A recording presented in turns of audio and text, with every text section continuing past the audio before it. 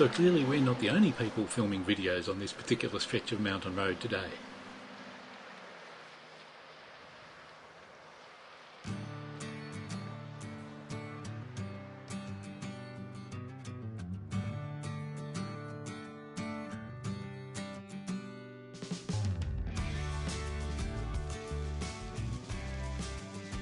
Today we are moving on from the Yosemite region and leaving the beautiful Wawona Hotel with its recently restored and re-engineered fountain.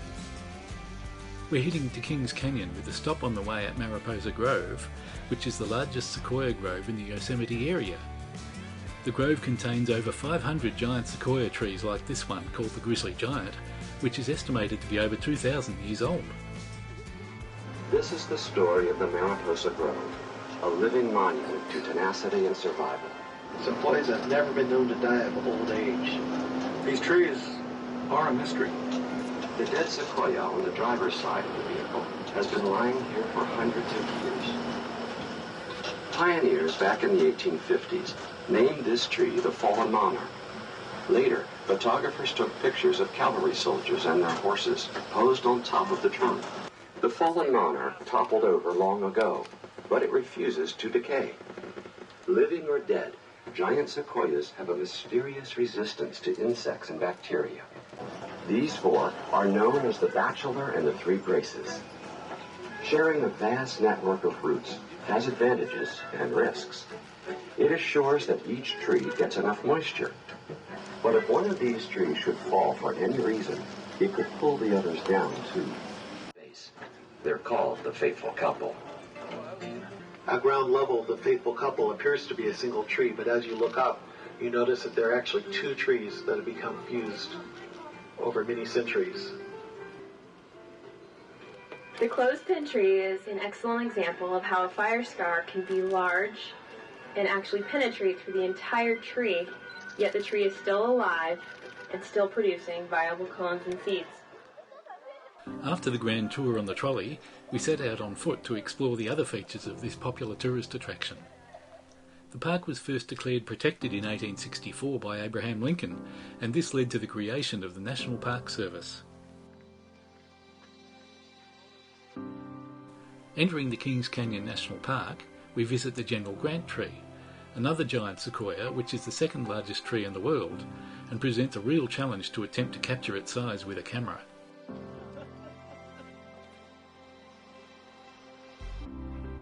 We're heading deeper into the Kings Canyon National Park, and although we are only about 60 miles from Yosemite, the scenery looks quite different. Kings Canyon and its neighbouring Sequoia National Park encompass some of the most rugged areas in the Sierra Nevada mountain range.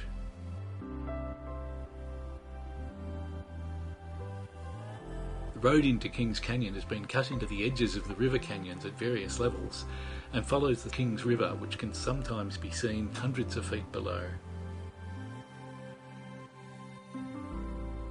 As we stop at this area called Canyon View, we catch a glimpse of Buck Peak further up the canyon.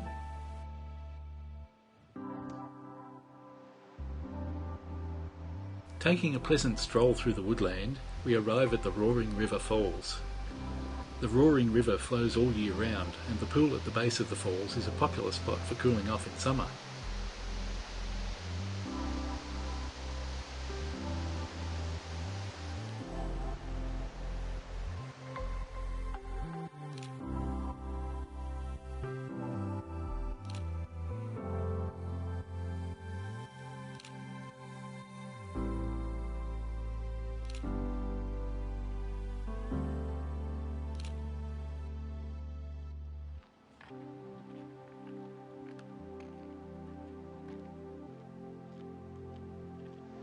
The Zumwalt Meadows Trail winds down the King River for a short way before crossing to the other side and then winding back upstream.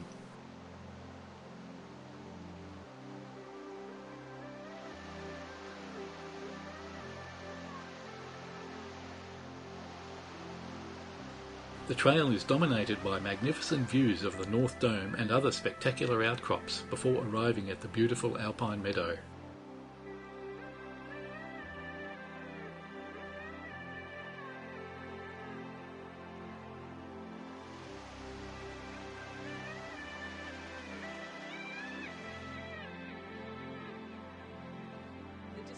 hard to spot at this time.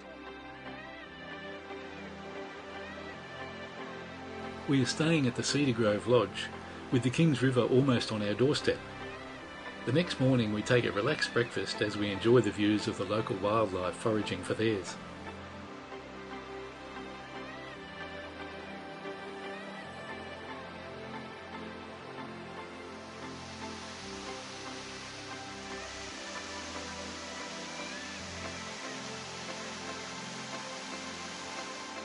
We retrace our steps, stopping to marvel and enjoy the scenery again on the way back out of the park. Even though tonight's destination is only about 35 miles away, we have a long drive to make our way around the lower end of the Sierra Nevada to reach it.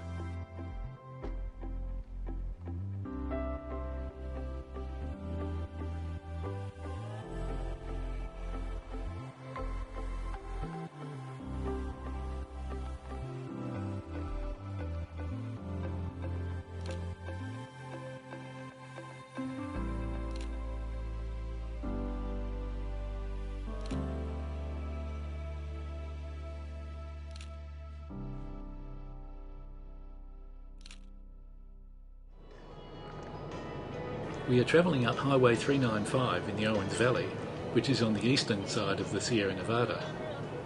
Tonight we are staying in Lone Pine, which is a town rich in cinematic history and hosted the crews of many Western movies, including How the West Was Won.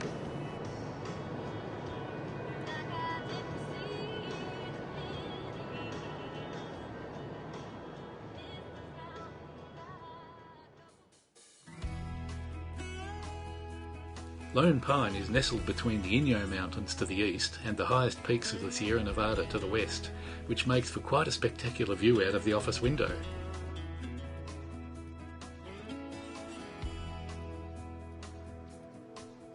The next day starts, and once again the local wildlife provides us with some light entertainment while they gather their breakfast.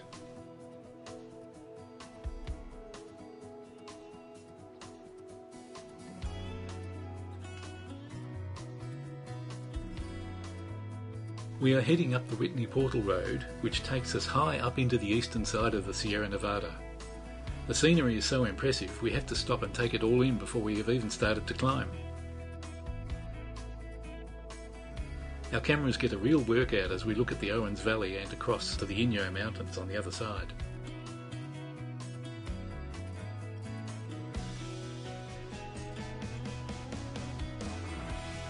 At the Mount Whitney trailhead, we visit the trail store for souvenirs and walk up the Lone Pine Creek to these pretty waterfalls.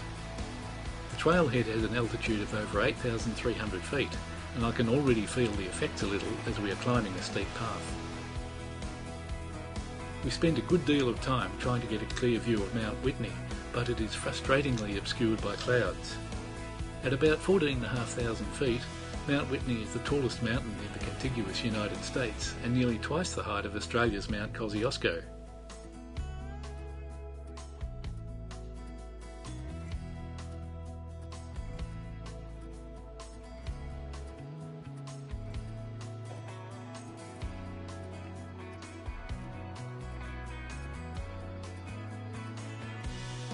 Stopping many times to take in the view as we head back down the Whitney Portal Road, we finally catch a glimpse of Mount Whitney in the distance. Mission accomplished at last.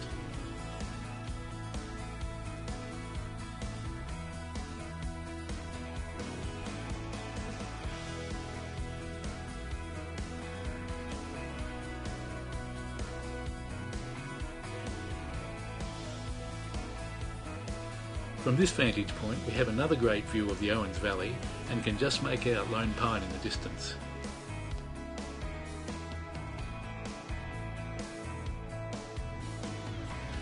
On the way back to Lone Pine, we head into the Alabama Hills. This is an area which has been used for more than 400 movies, from westerns like The Lone Ranger to the British Army in India series, and even a couple of Star Treks.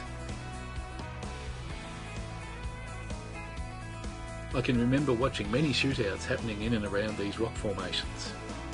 However, it appears that the natives are all friendly on this occasion.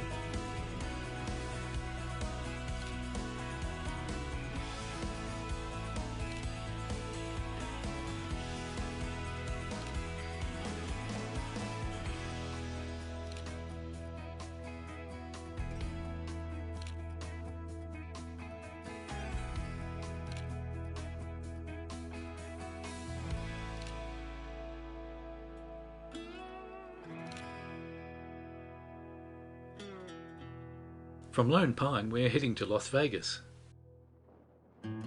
On the way we stop at Father Crowley Overlook, which provides us with panoramic views across the Panamint Valley and the ranges beyond. Father John Crowley was a well-known local personality and was the first person to celebrate a Mass at the top of Mount Whitney in 1934. We take a short walk across to the edge of Rainbow Canyon, which is named because of the coloured strata in the rock.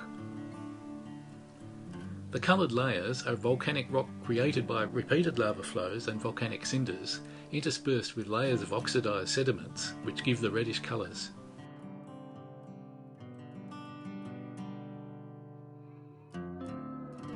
The area is also known as Star Wars Canyon, as the US Air Force uses the area for low-level navigation and flight practice.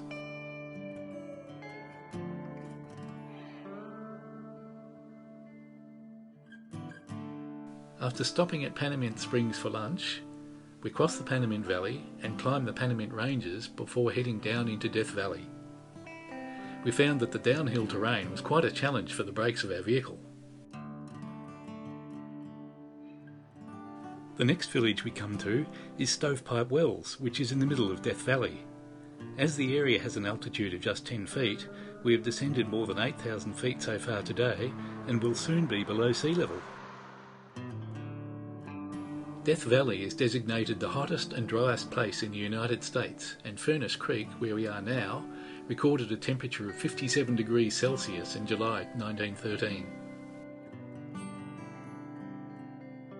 The last stop we make before we complete our drive to Las Vegas is Zabriskie Point, which is famous for its eroded landscape and views across the Death Valley Badlands.